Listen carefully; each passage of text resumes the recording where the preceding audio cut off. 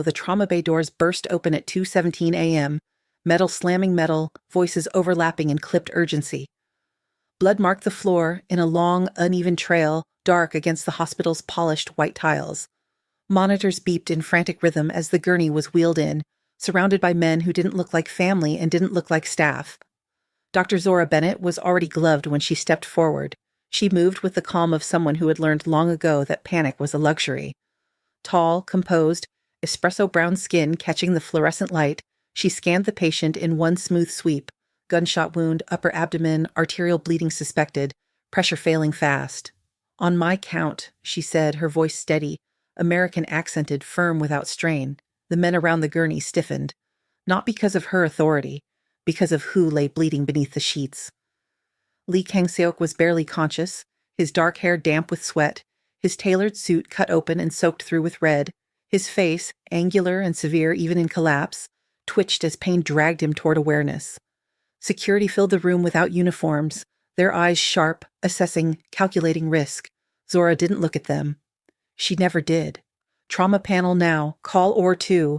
I want blood on standby," she said, already pressing her fingers into the wound with precise pressure, measuring depth, angle, resistance. Her hands were steady, always steady. Long fingers, clean nails, movements exact. They moved like they knew the body the way a pianist knew keys. Where to press, how much force, when to pause. She leaned closer, the faint scent of antiseptic and soap clinging to her skin, curls pulled tight at the nape of her neck. Nothing loose, nothing wasted. Kang-seok groaned, and then his eyes opened. Dark, focused, not confused the way shock usually left men. He inhaled sharply, teeth clenching, and his gaze locked on her hands. Not her face. Her hands. Something shifted. His breath caught, not from pain, but recognition. 10 years collapsed into a single instant. Those fingers. That rhythm. The way her thumb stabilized before her index finger moved. He had felt them once before, slick with blood, stitching him back together in a place that wasn't supposed to exist on any map. "Doctor," one of the men said quietly, too quietly, "he's important." Zora didn't look up. "Right now, he's bleeding," she replied. "If you want him alive, you let me work." The authority in her tone wasn't performative. It came from competence. From years of standing over bodies men assumed wouldn't survive and proving them wrong. She reached for instruments. Kang-seok's gaze followed every movement. His mind fought the haze, dragged itself through memory. A field hospital, gunfire. A woman younger than, eyes just as dark, hands just as sure, an American surgeon who hadn't flinched when men died outside the tent. He hadn't seen her face clearly then, but he remembered her hands. "Dr. Bennett," the charge nurse said softly. "Pressure's dropping." "I know," Zora said. "I've got him." Her hands moved faster now, opening, assessing, controlling the bleed. Her forearms flexed slightly, muscle memory taking over. This was where she lived, in the thin line between life and loss. Kang-seok exhaled through his teeth. "You," he rasped in Korean, voice low, rough. "Those hands." Zora paused for half a second. Not fear, not curiosity, annoyance. "Save your strength," she said, not looking at him. "Talk later." But her fingers, they hesitated. Just barely. Something in his voice reached her in a place she kept locked down. A flicker of memory surfaced uninvited. Heat, chaos, blood that didn't smell like a hospital. A life she'd buried under years of discipline. She pushed it away. Or lights flared on minutes later as they transferred him. The room quieted into focused urgency, steel, suction, commands delivered clean and sharp. Zora stood over him, commanding the space without theatrics, her presence grounding everyone in the room. Kang-seok watched her face now. Older, stronger, more controlled. Still unmistakable. The woman who had once stitched a monster back together without knowing what he was. And now she was doing it again. On purpose or not, as anesthesia pulled him under, his eyes never left her. This time he would not forget her face. And this time he would not let her disappear. When Lee Kang-seok woke, the first thing he noticed was silence. Not the absence of sound, machines still whispered and hummed, but the kind of silence that followed violence, the kind that settled only after control had been reasserted. He lay still, eyes closed, cataloging sensations with the patience of a man who had survived long enough to trust nothing else. Pain, contained. Pressure, bandaged, breath, steady. He opened his eyes. A private recovery room replaced the chaos of the operating theater. Frosted glass, dim lights. 2 men stationed discreetly near the door, their posture relaxed but alert. The air smelled clean, faintly medicinal, with a trace of something warmer beneath it. Soap. He turned his head slightly. Dr. Zora Bennett stood near the sink, washing her hands. The sight struck him harder than the gunshot ever had. Her posture was unguarded now, shoulders lowered, movements slower as water ran over her wrists. Sleeves rolled up, revealing strong forearms marked only by the faint indentation of gloves recently removed. Her face, free from the intensity of surgery, was composed, almost severe but not cold. Focused. She didn't look at him at first. She dried her hands carefully, each finger deliberate, as if the ritual itself grounded her. Only then did she turn. Their eyes met. Recognition passed between them again, this time without blood and alarms to soften the impact. "You're awake," she said. It wasn't a question. Her voice was calm, American accented, low, without being soft, the kind of voice that didn't need to rise to be heard. Kang Seok studied her openly now, the controlled oval of her face, the strength in her jaw, the way she stood with her weight balanced, ready without being tense. "Dr. Bennett," he said, his Korean measured, respectful. "You saved my life." "I did my job," she replied. "You were lucky. Another few minutes and—" She stopped herself. "You'll recover, if you follow instructions?" One corner of his mouth lifted slightly. Luck was not something he believed in. "You were there before," he said quietly. 10 years ago. Her spine stiffened. She didn't look away, but something in her eyes shifted. An internal recalibration. Zora had learned long ago how to keep her face neutral, how to compartmentalize memories that threatened her balance. "I've worked in many places," she said evenly. "You're mistaken?" "No," he replied. "I remember your hands." The room seemed to contract. Zora inhaled once, slow and controlled, then stepped closer to his bed, not in concern, but in challenge. "You were unconscious for most of the procedure," she said. "Post-op confusion is normal, hallucinations, memory distortion."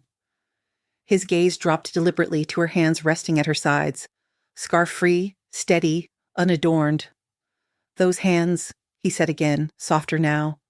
"They closed a wound that should have killed me, in a place without walls, without rules." She felt it then. Not fear. Heat. An unwanted awareness crept up her spine, settling between her shoulders. She had spent years burying that chapter of her life under precision and professionalism, under credentials and distance. She had told herself it was done.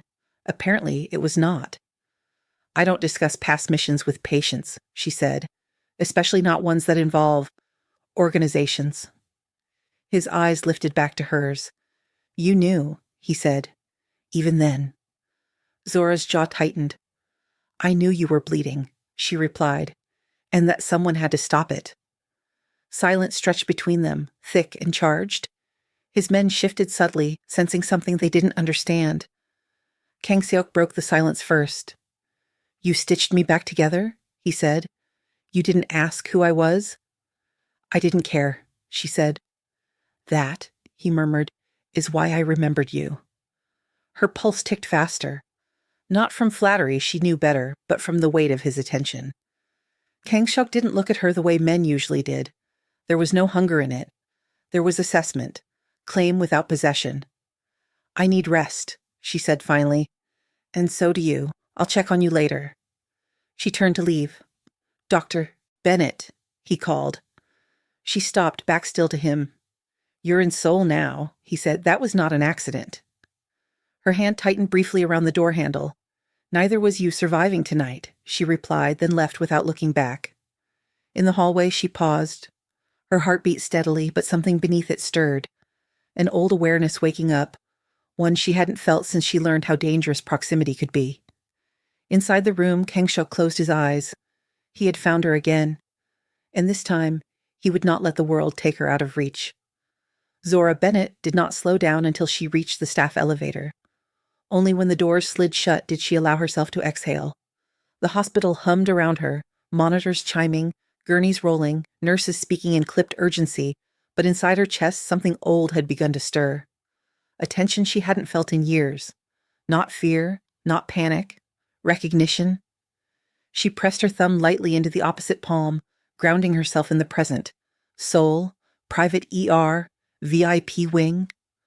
A life she had built deliberately, brick by brick, after swearing never to step back into the shadows she'd escaped. And yet, she saw his eyes when she closed hers. Calm, heavy, watching. Lee Kang-seok. She hadn't known his name 10 years ago, only that he was bleeding out on a concrete floor in a place where sirens never came, only that he'd been dragged in by men who smelled of gunpowder and desperation, begging in broken English for someone to save him. She had been younger then, less armored, still foolish enough to believe skill alone could protect her. Apparently it had been enough for him to remember. By the time she reached the locker room, her professional mask was back in place. She changed methodically, scrubbing away the last traces of surgery, tying her hair back into a low knot. When she checked her reflection, she saw what others always did: controlled competence, sharp eyes, a body built for endurance rather than softness. No one would guess how tightly she was holding herself together. Her phone vibrated. Unknown number. She stared at it for a full 3 seconds before answering. Dr. Bennett? Did I frighten you? His voice was unmistakable. Smooth, low, carrying a confidence that didn't require introduction. She closed her eyes briefly. You obtained my number quickly, she said. I own the building, he replied, and several others. Of course you do, she thought. This is inappropriate, she said evenly. You're my patient. For now, he said, and you are no longer on duty. She shifted her weight, aware of the empty locker room, the echo of her own breath. What do you want, Mr. Lee? There was a pause on the line. Not hesitation, consideration. To confirm something, he said. You left after you treated me before. You disappeared. I survived, she said. That was enough. For me, yes, he agreed. For you, apparently not. Her fingers tightened around the phone. I don't revisit the past, she said. I rebuilt my life very carefully. I can see that, he replied. You are precise, controlled. You hide nothing, except what you choose. That landed closer than she liked. If you're calling to thank me again, she said, you've done so. I'm calling, he said, to ask you to have dinner with me. The directness was startling. No, she replied instantly. A faint smile touched his voice. She could hear it. You didn't let me finish. She waited. Dinner, he continued, again in a public place. No questions about the past unless you choose to answer them. No expectations. Merely acknowledgement. Acknowledgement of what? That some debts are not monetary. She leaned back against the locker, eyes fixed on the ceiling. You're dangerous, she said quietly. Yes, he replied, but not to you. She laughed once, sharp and humorless. You don't get to decide that. I already have, he said, 10 years ago. Silence stretched between them, heavy with things unsaid. Zora hated that part of her, the one that remembered the way his breathing had steadied under her hands, the way he'd looked at her even then, as if the world narrowed to her presence alone. She hated that it still affected her. I'll consider it, she said finally. I'll send a car, he replied. I didn't say yes. You didn't say no again. The line went dead. Zora stared at her phone long after the call ended. She should refuse. She knew that. This was exactly the kind of entanglement she had trained herself to avoid. Power, history, men who did not take lightly to being denied. And yet... Her hands tingled faintly, memory and anticipation tangled together. She flexed her fingers, studying them. Hands that healed, hands that remembered. Elsewhere, in the quiet of his recovery room, Kang-seok lowered his phone and allowed himself a rare moment of satisfaction. She hadn't hung up. That was enough. The restaurant overlooked the Han River, glass walls stretching from floor to ceiling. Seoul's lights reflected like scattered embers on dark water. It was the kind of place where silence was curated, where power sat quietly at tables without needing to announce itself. Zora arrived alone. She wore black, not dramatic, not soft. Tailored trousers, a fitted blouse, sleeves rolled just enough to expose her wrists. Her hair was loose tonight, falling in controlled waves over her shoulders. She had not dressed for him. She had dressed for herself. Kang Seok stood as she approached the table. He didn't rush, didn't smile too widely. Just rose, tall and unhurried, his presence bending the air around him without effort. In a dark suit cut perfectly to his frame, he looked less like a crime lord and more like an inevitability. "Dr. Bennett," he said. "Mr. Lee." They held each other's gaze a fraction longer than politeness required. Something passed between them, recognition layered with restraint. He gestured for her to sit. "No bodyguards?" she asked as she took the seat opposite him. "They're present," he replied calmly. "Just not visible." She exhaled through her nose. "Of course." Dinner progressed with surprising normalcy. Food arrived. Wine was poured. Conversation stayed deliberately light. Her training in the States, the intensity of emergency medicine, his public-facing investments, the careful language of two people circling something neither was ready to name. And yet, beneath it all, tension hummed. He watched her when she spoke. Not her mouth, her throat, the subtle movement when she swallowed, the way her fingers curled loosely around her glass. He noticed how she crossed and uncrossed her legs, how she leaned back when she wanted space and forward when she forgot herself. "You never married," he said eventually. It wasn't phrased as a question. "No," she replied. "Neither did you." A pause. "Marriage requires trust," he said. "I don't give it easily." She met his gaze. "And yet you trusted me with your life." "Yes," he said. "Because you never asked who I was?" Her chest tightened slightly at that. "People bleed the same," she said. "That's not what I meant." Silence settled again, heavier now, intimate. "Why did you find me?" she asked. "I didn't," he said. "I recognized you." She stiffened. "That's worse." His mouth curved faintly. "Perhaps." He leaned forward just enough to shift the balance between them. "You left that night without a name," he continued. "Without payment? You vanished? Men like me don't forget that." "And women like me don't survive by staying," she replied. Their eyes locked. There it was. The space between them felt charged now, stretched thin by history and proximity. Not hunger, not yet. Something deeper. "I won't pull you back into anything," he said quietly, "but I won't pretend this is coincidence either." She searched his face for deception and found none. Only intent. Controlled. Patient. "I don't belong in your world," she said. "No," he agreed, "but you understand it?" Her pulse thudded once, hard. The check arrived untouched. He stood first, offering his hand. She hesitated, just a second, before placing her palm in his. The contact was brief, electric, his grip warm, steady, respectful, and devastating. As they parted outside, the city humming around them, Zora realized something that unsettled her far more than danger ever had. She wasn't afraid of Lee Kang-seok. She was afraid of how clearly he saw her, and how little she wanted him to look away. Zora didn't sleep that night. Her apartment was quiet, the kind of silence that usually soothed her after long shifts. No sirens, no monitors, no voices calling her name in panic. Tonight the quiet felt watchful. She lay on her back, staring at the ceiling, replaying the evening with an unwanted clarity. The way Kang Seok had said her name, not possessive, not familiar, certain. She rolled onto her side, sheets cool against her skin, and exhaled slowly. She had handled gunshot wounds, mass casualties, men dying under her hands without flinching. Yet a single dinner, a single look from a man she should have avoided entirely, had her body awake in ways she didn't invite. Annoying. She pushed herself up and walked barefoot to the window, soul stretched beneath her, alive and unrepentant. Somewhere in that city, Lee Kang-seok was awake too. She was sure of it. Men like him didn't sleep easily. Her phone buzzed once on the counter. Unknown number. She stared at it longer than necessary before picking it up. "I hope I didn't disturb you." No name, no embellishment. She didn't ask how he got her number. That would have been pointless. "You didn't," she typed back. "But you're close." 3 dots appeared. Disappeared. Appeared again. "I won't apologize for wanting to speak to you." Her lips parted slightly. She hadn't realized she was holding her breath. "That's honest," she replied. "So are you." She leaned her hip against the counter, fingers tightening around the phone. "What do you want from me?" she typed finally. The response took longer this time. Nothing you don't choose to give. Her chest warmed at the restraint in those words.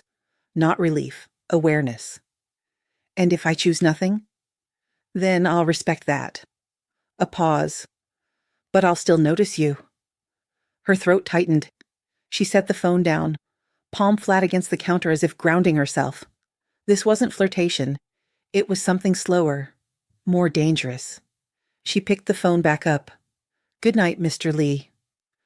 A moment passed. Good night, Dr. Bennett. The honorific mattered. She slept then, finally, but dreamed of hands she remembered only by instinct, steady and precise, guiding her through darkness without ever touching too much. 2 days later, the ER was chaos. A multi-vehicle collision flooded the trauma bay, alarms shrieking, bodies rolling in on gurneys. Zora moved like she always did, focused, sharp, commanding without raising her voice. BP's dropping. Get me another line. Prep for intubation. Stay with me. Look at me. Blood coated her gloves, warm and slick. This was her world. Controlled disorder. Purpose. She didn't notice the man standing just beyond the glass doors until everything slowed. Kang Seok. Not in a suit this time.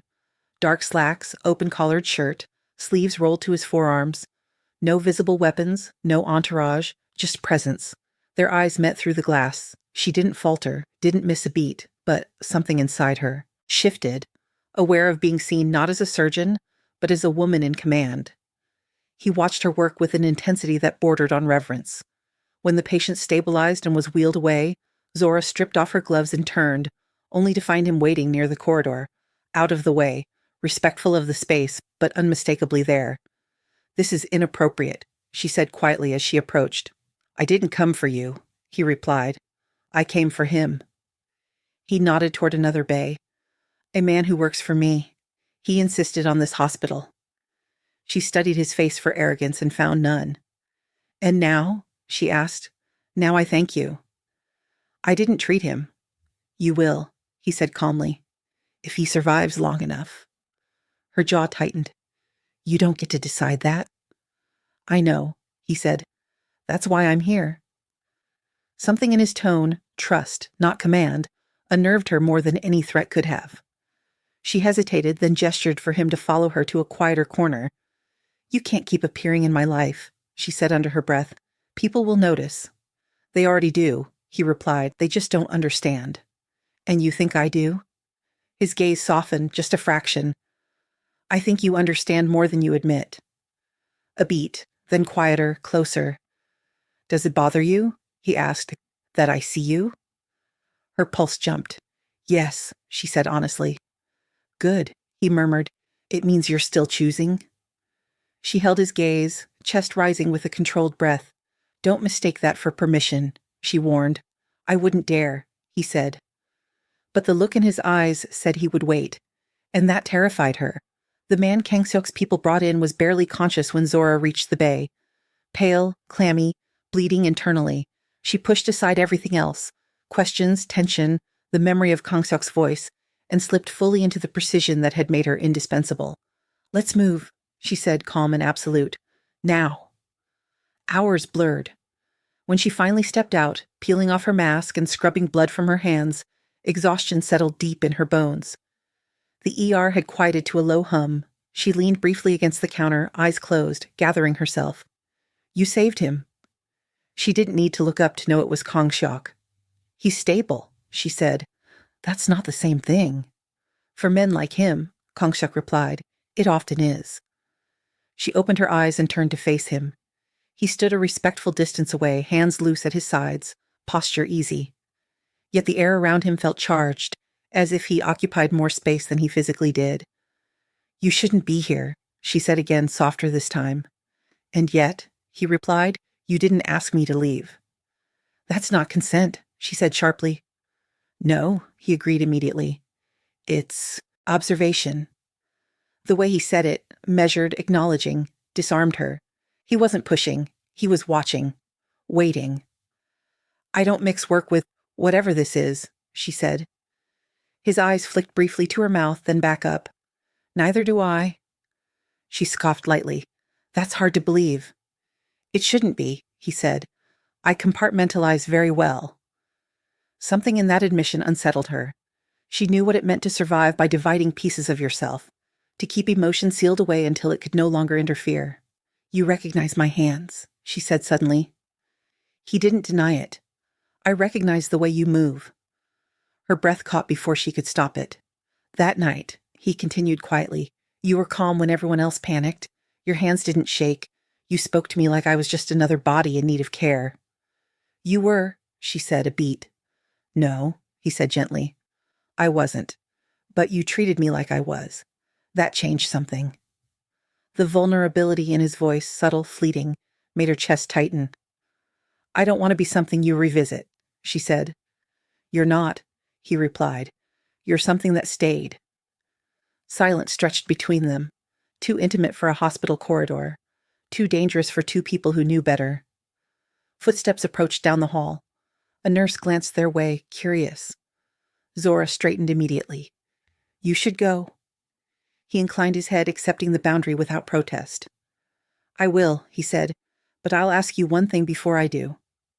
She hesitated. What? If I hadn't walked into your ER tonight, he said, eyes steady on hers, would you have reached out to me again? Her mouth opened, then closed. She didn't answer. He didn't push. That's enough, he said quietly. Good night, Dr. Bennett. As he turned to leave, she felt something pull in her chest, not longing exactly. Recognition. Of a door opening where she'd sworn none would ever exist again. Later, alone in her apartment, Zora sat on the edge of her bed, shoes discarded, scrubs folded with unnecessary care. Her phone lay face down beside her. She didn't touch it. She didn't need to. She already knew this wasn't over, not because of danger, but because, for the first time in a decade, someone had seen her not as a ghost from the past, but as a woman choosing whether to step forward, and she wasn't sure she wanted to keep standing still. The next week unfolded with a deliberate normalcy that felt anything but. Zora returned to her routines with disciplined focus, early mornings, long shifts, evenings spent running along the river until her lungs burned and her thoughts quieted. She told herself she was grounding, reclaiming control. But Lee Kong-seok existed now in the margins of her awareness, a steady presence she neither invited nor dismissed. She didn't hear from him. That, somehow, made everything louder. On Thursday night, near the end of a double shift, Zora was charting when Dr. Han leaned against the counter beside her. You have a VIP consult in OR3, he said casually. Requested you specifically. Zora didn't look up. Tell them I'm unavailable. Dr. Han hesitated. Hospital board override. Her fingers stilled. That only meant one person. She closed the file with a measured click and walked to the OR suite, shoulders back, expression composed. Kang-seok stood near the sink, jacket off, sleeves rolled, washing his hands with meticulous care. The gesture was intimate in a way that unsettled her, cleaning up before facing her, as if he understood the space he was entering. You don't get to summon me, she said quietly. He turned, water dripping from his fingers, eyes steady. I wouldn't have if it weren't necessary. She crossed her arms. Necessary how? He dried his hands slowly. The man you saved developed complications. He trusts you, refuses treatment without your oversight. She studied his face for manipulation and found none. This is a hospital, she said. Not your territory. No, he agreed. That's why I came as a patient, not a boss. The distinction mattered. She hated that it did. She stepped closer, lowering her voice. This cannot become a pattern. It won't, he said, unless you allow it. Her breath caught just slightly. He noticed, he always noticed. Why are you here, really? She asked. He held her gaze without flinching, because restraint only works when both parties understand it. A pause. And I needed to know, he continued, whether you were avoiding me or testing me. Her pulse thudded once hard. I don't test men, she said. Then you're very good at it unintentionally, he replied. The air between them tightened, invisible but undeniable. He didn't step closer, didn't reach for her. Yet she felt his attention like heat along her skin. This ends here, she said, though the words lacked conviction. He nodded once. If that's what you choose. She hated how easily he said it, how much it made her want to contradict him. She turned away first. That night, alone again, Zora sat on her couch, lights low, city glowing beyond the glass. Her phone rested in her palm this time. She typed, "You don't get to read me like that." The reply came almost immediately. "I don't read. I listen." Her lips parted slightly. Then, listen carefully, she typed. "I don't belong to your world." "Neither do I," came the response. "I just operate in it." She stared at the screen, heart racing, awareness coiling low in her body in a way she refused to name. "What do you want from me?" she typed again. This time, the pause was long. "I want you to choose without fear." Her chest tightened. Not possession, not demand. Choice. She set the phone down, pressing her fingertips to her lips, breath uneven. For the first time since she was 24 and terrified and kneeling in blood-soaked snow, Zora realized the danger wasn't being pulled back into darkness. It was being invited forward by a man who would wait until she stepped on her own. Morning arrived without resolution. Zora woke before her alarm, the city still half asleep beyond her windows. She lay still, staring at the ceiling, replaying the cadence of his words, the restraint threaded through every interaction. Lee Kang-seok had not crossed a single line. That was what made him dangerous. He was waiting. At the hospital, the ER hummed with its usual controlled chaos. Zora moved through it with precision, suturing, directing, saving, hands steady, voice calm. No one would have guessed that her pulse spiked every time a phone vibrated nearby. Near the end of her shift, a trauma alert came in. Multiple injuries, high-speed collision. When the gurney burst through the doors, Zora froze for half a second. Kang-seok lay on the stretcher. Blood darkened his shirt. A shallow cut traced his temple. His eyes were open, sharp even through pain, locking onto hers immediately. "You're not on call," she said, stepping forward anyway. "You were," he replied faintly. "That's enough." The room blurred into motion around them. She assessed him quickly, professionally, refusing to acknowledge the way her fingers hesitated for a fraction too long at his wrist. "Who did this?" she asked. He watched her face. "Does it matter?" "Yes," she snapped. "Because if this is retaliation, it's finished," he said quietly. No one followed. Her jaw tightened. She stitched his temple with careful efficiency, their proximity electric. His gaze never left her, not invasive, just present. When she finished, she stepped back, removing her gloves. "You can't keep appearing like this," she said. "I didn't come for rescue," he answered. "I came because I trust your hands." Something in her cracked. "You recognized me," she said suddenly. "All those years ago? Why didn't you say anything then?" He inhaled slowly. "Because you were terrified, and because you didn't need me then." "And now?" "Now," he said, voice low, "you're strong enough to decide." Silence stretched. "I won't be a refuge," she said. "I won't be a secret, and I won't be owned." A corner of his mouth lifted barely. "Good. I don't collect people." He sat up carefully, wincing. "Zora, what you did 10 years ago didn't chain you to me. It freed me. I only came to see if you would let yourself be free too." She met his gaze, heart hammering. "And if I say no?" "I leave," he said simply. "And you never see me again." The weight of that choice pressed into her chest. She exhaled slowly. "Then don't disappear." Not a yes. Not a surrender. A door left unlocked. His eyes darkened, something unmistakably reverent passing through them. "Then I'll walk at your pace." He stood, steady despite the injury, and for the first time he reached out, not to touch her, but to rest his hand on the counter beside hers. Close, warm, controlled. When he left, the air felt different. Zora stood alone for a long moment, then turned back to her work, heart racing, spine straight. She hadn't stepped into his world. She had invited him to meet her in hers.